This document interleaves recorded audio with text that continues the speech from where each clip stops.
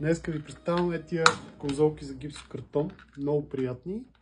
Гъвкави и меки, като добре познатите Леграндски и другите на Копус Колин, но с две съществени разлики. Първо, няма двойни, тройни, четвърни, петорни, шесторни. Вие сами си ги правите. Но не като унези на Schneider, които едва докато я сглобиш, тя се е разглобила. Не, стават тези тия готини пинчета, които са на хузите тук в каналчето отстрани. Слагате другата конзолка, штрак, и вече имате двойна конзола. Много са подходящи за обекти, в които не знаете аджба колко двойни, тройни, четворни, петорни конзоли имате. В кашончето върват 160 броя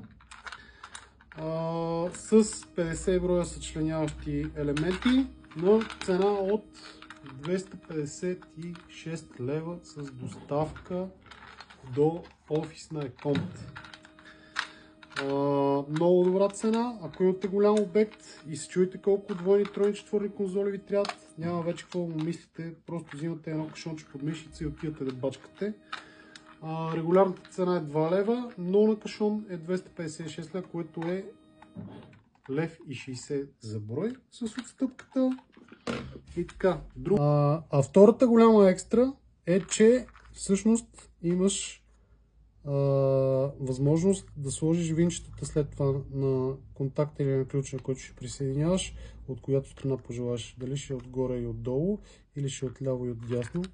Виждате, оборудвано е с 4 отвора, не е с 2 отвора, като стандартните на Копус кутии, което ви отвръзва ръцете за още по-лесна работа. Много са приятни, много са готини за работа. Аз лично ги предпочитам и ще ви разкрия още една тайна. Третата екстра, която не афишират много, но е с 3 мм по-дълбока тази конзола, което знаете как е в гипсокартона, и ако ви е по-дебел кабел заложен, трудно се събира отзад, когато тръгнете да набутвате контакта, така че пак ще ви свърши по-добра работа. Готини са конзолите, на 1,60 цената, като се вземат на кашон, иначе са на 2 лева бройката. Страхотни! Чао! Лайквайте ни и ни шервайте!